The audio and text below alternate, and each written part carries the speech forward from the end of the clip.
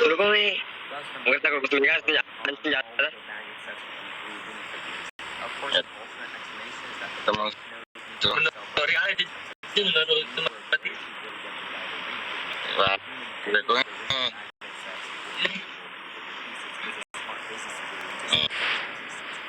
However, their official statement from customer service made it seem like there was more to the story. Lending credibility to the Hasbro theory, which is what the LEGO community accepts, that Hasbro was mad LEGO magnets were ripping off their action figures and taking potential sales. You may never know which reasons are the truth for the end of both of these Star Wars series.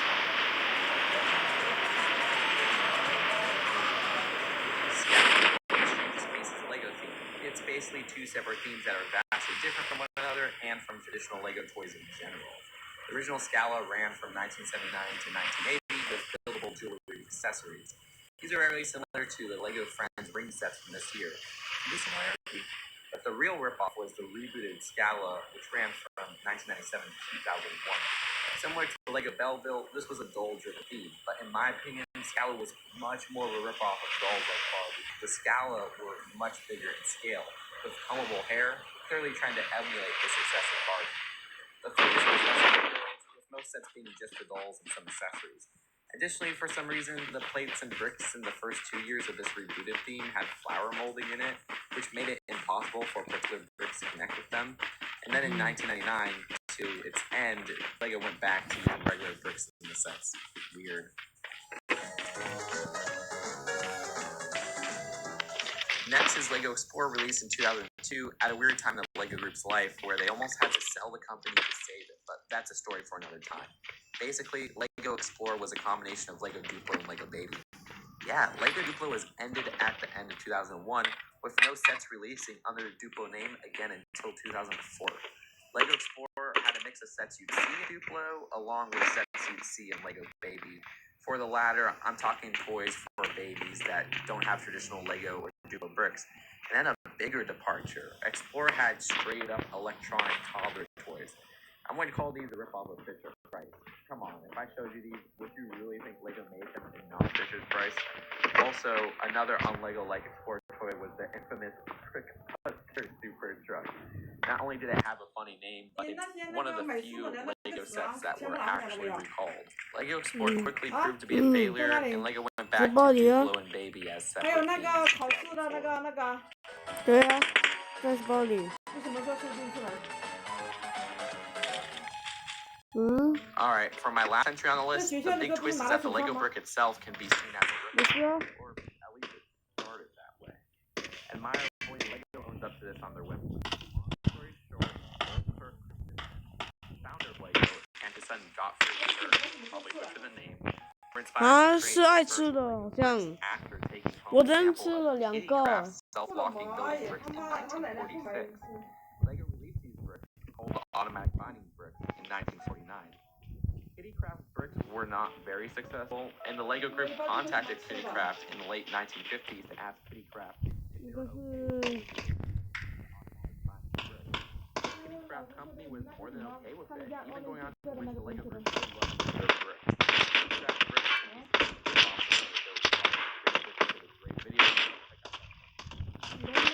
either way, these automatic binding bricks by LEGO aren't the LEGO bricks we know today. Everyone knows why LEGO Group celebrates the year 1958 as a major anniversary for the company. The aforementioned automatic binding was released by LEGO in 1949 lacked tubes at the bottom, but in 1948, LEGO patented it and released the current version with the 7-tube system. That's what made LEGO more unique than any of the similar Movie Block toys. The LEGO Group's patent for this unique tube system with toy bricks unfortunately expired in 1978, allowing companies like Mega Bloks to step in and rip off LEGO bricks for their own toys. And that's it. I hope you guys learned some unconventional LEGO history today. This video could not be possible without my Patreon supporters, shown on screen right now, as well as loyal viewers like you guys. Speaking of which, I want to hear what you think. Are there any more instances of LEGO being the ripoff toy? Comment below for that. If you're craving some weird LEGO information, check out my video on LEGO minifigure pieces that LEGO will never use again, shown on the left. And subscribe to be the first to see some upcoming LEGO. Hello, Jessica here, and I want to take a look at some LEGO minifigure pieces which will never come back. No, not prints, and not in the sense of pieces from retired themes, like SpongeBob minifigures, the fabulous animals, or Power Rangers rock monsters, nor animal pieces which got updates like owls and dogs. or like pieces that could appear in current themes but have been forever replaced by an improved design. For example, the two old LEGO space helmets that craft easily, or basically any Star Wars helmet in general. But I really want to touch on the more obscure cases many didn't know about. There's no particular order, and let's get into it.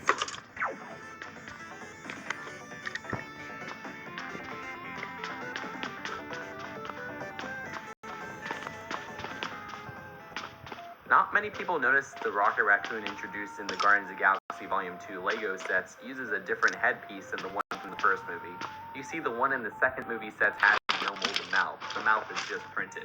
Yeah, they made an entirely new piece, retiring the old one just to print the mouth. I don't blame them. The printed mouth looks a little better. Yet they won't fix Ant-Man's helmet or make a new helmet mold for Wasp. Gotta stop bringing that situation up. Sure, it's widely known that LEGO alternates between two cowls for Batman. One they tend to use currently in DC superhero sets with no bottom part, and one they use in the LEGO movie and Batman movie sets. But did you know the one they use in LEGO movie sets has an older version that is a slightly different piece? Strangely enough, the old one was used in the original 2006 to 2008 Batman sets, and then again in the January 2012 DC superhero sets. However, with the release of a polybag in around May 2012, they started producing the current version of the mask we all know and love. The version was much slimmer, and the ears up top were a bit shorter. This change was included in later production runs of the January 2012 set, as some people who purchased these same sets in the summer were able to get the new slimmer cowl. I'm not entirely sure why they decided on the change after the initial release of the LEGO Batman DC Superheroes wave, but I do think that current cowl is better in its slimmer design.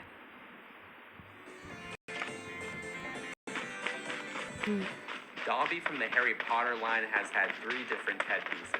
Most of you are familiar with the current one that they just released with the LEGO Harry Potter and Fantastic Beasts minifigure series, and its headpiece has replaced that one from 2011. People assume this 2011 one is the same as the 2002 headpiece, but no, these two are different. The shaping on the ear is the most notable difference, and the 2002 version has oddly indented pupils. Yeah, I don't know why they like doing that so much. I still think this 2018 one is the best yet. LEGO doesn't need to mold mouths anymore, and the printed one is just fine. Hopefully they'll remake the Gringotts goblins, though. Those old ones are just downright creepy.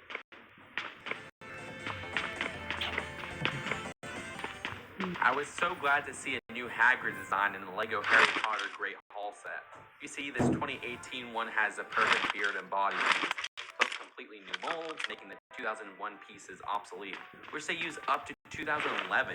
The 2001 version uses this decent rubber beard and hair combo with a body that was innovative for the time. For some reason, with finger molding, yeah, it's best that this one was bolted forever. Finger molding is so strange on minifigures. Either way, the new Hagrid cleverly uses short minifigure legs, making the piece more of a torso than just a whole body like the 2001 version. The Pigtails hairpiece was the first LEGO minifigure hairpiece ever, released in 1975. This predates the standard male hairpiece by a full 4 years. The pigtail piece coexisted with the standard female hairpiece, but that piece was released 8 years after the pigtail piece. They coexisted together throughout the 80s, being the only pieces used for female minifigures. However, the pigtails piece was retired in regular sets in 1991, while the standard hairpiece lasted 2 decades more. It hasn't appeared in a regular retail set since 2000. It's hard to pinpoint why it was retired and what piece replaced it. I heard some say the pigtail ends were too flimsy or the hairpiece was out of date, but I have my own theory. As I said, the last year for this piece was 1991. And what piece came in 1992? The ponytail piece. This became the standard female hairpiece in the 90s and was still used heavily for the license craze 2000s in the city and town themes.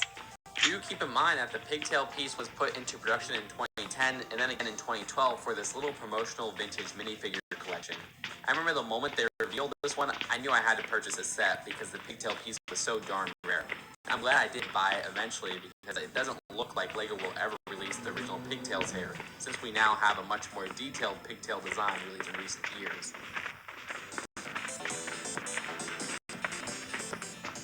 On the topic of female hair pieces, nowadays LEGO hair is a lot smoother with finer details than older pieces, and because of this, LEGO has to update hair pieces for certain characters. The Millennium Falcon set from 2000 gave us our first Princess Leia minifigure with her iconic blonde hair, and then this piece was used until 2010. Her last year, the magnet set.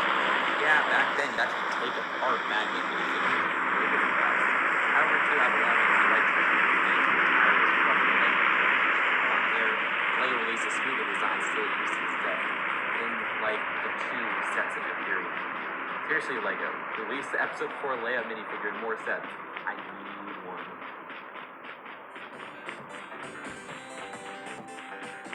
The youngians out there won't know this, but Lego minifigures originally didn't use the same pieces they do today.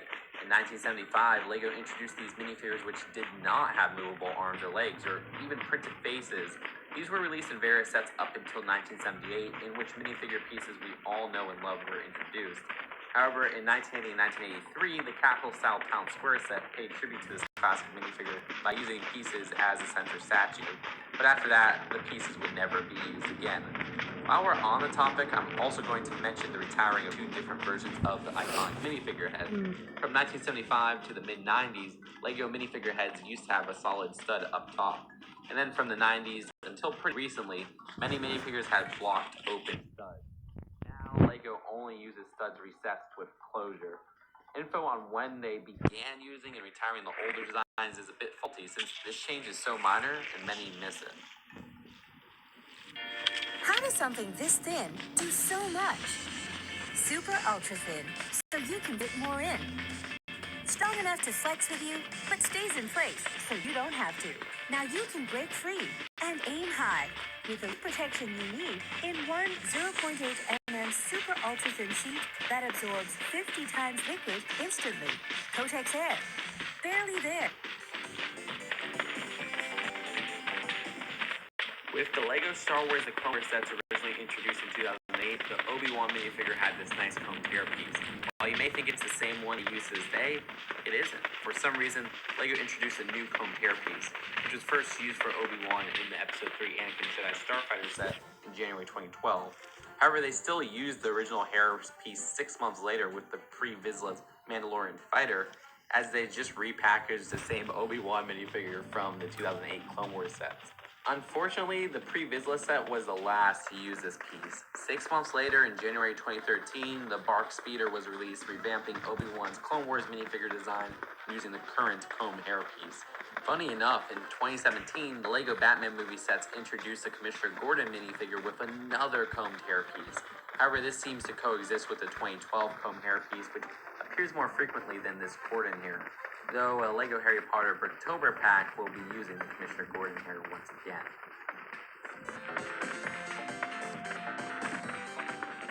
There was a curly hair piece introduced with Professor Umbridge in the 2007 Lego Harry Potter Hogwarts Castle set, and then reused the following year in the Green Grocer set.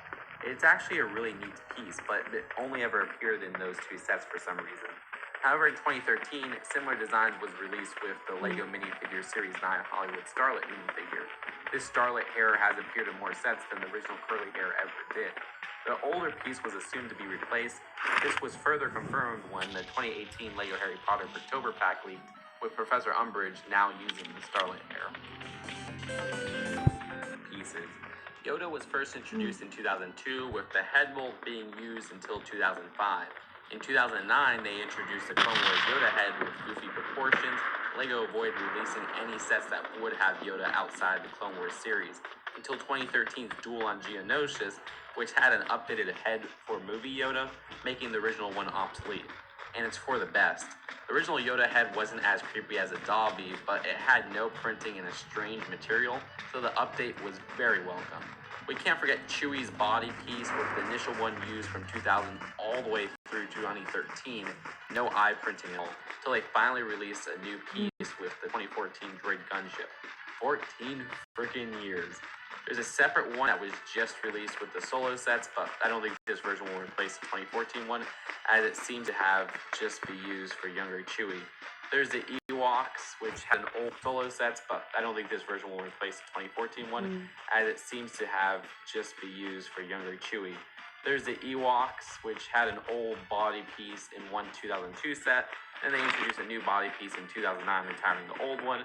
Sebulba had a horrible one-piece body that was used in 1999, made obsolete in the 2011 Pod Racer set with a new body and arm piece for the character. Speaking of pod racing, there was Watto's original 2001 piece, retired with the same 2011 set the Bulba was in. Jar Jar and the Gungans in general had a very basic headpiece used in 1999 and 2000. And then in 2011, LEGO introduced a Gungan headpiece, which allowed for more printing and detail, retiring the old one. The Gamorrean Guard body piece was used from 2003 to 2006, and then an impressive updated piece was introduced in 2012's Jabba Palace. You might as well throw in General Grievous, who had a really ugly body piece, which was used from 2005 to 2009, and then in his 2010 Starfighter set, had a total revamped set of pieces. Even though LEGO considers him an animal piece, I know a bunch of you would have commented how I'm missing Jabba the Hutt. Only the body was exclusive to the character in the original 2003 version, which was used up to 2006, and then we get a new 2 assembly body used in 2012 and 2013. Geez, this entry was a gosh darn list on its own. Either way, that's it for the list. Yeah, there's many pieces I missed. Let's do a little lightning round. There's also the old LEGO Mickey and Minnie Mouse figures, a one-piece body replaced by LEGO's decision to release a molded head in the Disney minifigure series, or the older LEGO Ghost piece, which was replaced by a version with a sad face and an added top part. Be sure to let me know your picks in the comments below. Either way, this video was brought to you by my Patreon supporters, which are Bricks in It.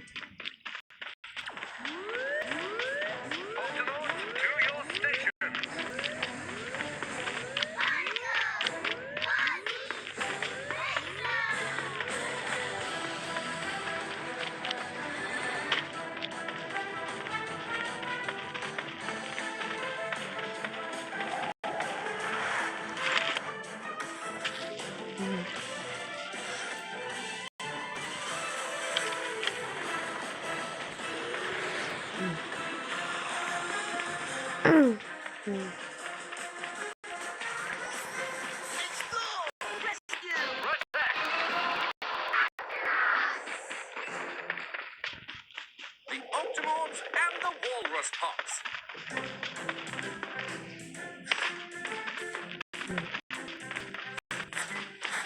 I'm so glad you could visit us here on the Octopod, Orson and Ursa. Uncle Barnacles, can we showcase our new Polar Scout badges? Of course, Cubs. Hey, so my niece and nephew have been working hard. Take a look. That's our Starfinder badge. We learned how to find our way using the North Star. And we got this badge for learning how to make a shelter out of snow. But you're really going to like the next one, Peso. The Seaweed Bandage badge. We learned how to make an emergency bandage out of seaweed. And we got to practice on a real live narwhal. Great work, Cubs. There are lots more badges that we don't have yet. And we're going to earn every single one, just like you, Uncle Barnacles. Well, actually, I don't have every single Polar Scout badge. You don't? Really? Are you sure? There is one that slipped through my paws over and over again. I remember the first time I saw a walrus in trouble. Oh, my flipper hats! I offered to help. Don't worry, I'll move. Move along, little polar bear. We walruses can handle this. Whoa! But I didn't give up. My tusk is tough. I'd be happy to move you. Walrus emergency. That's it. Just try to...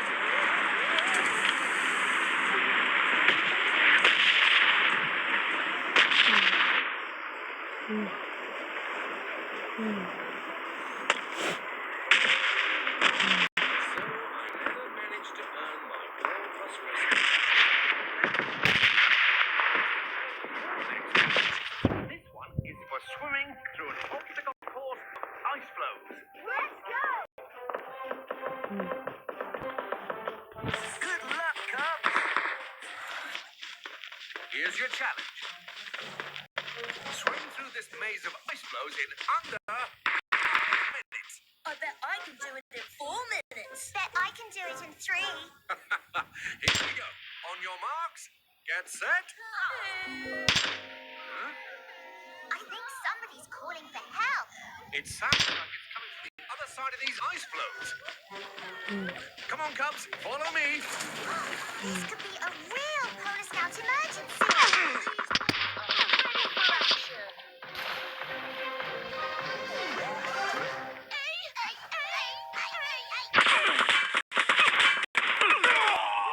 Polar Scout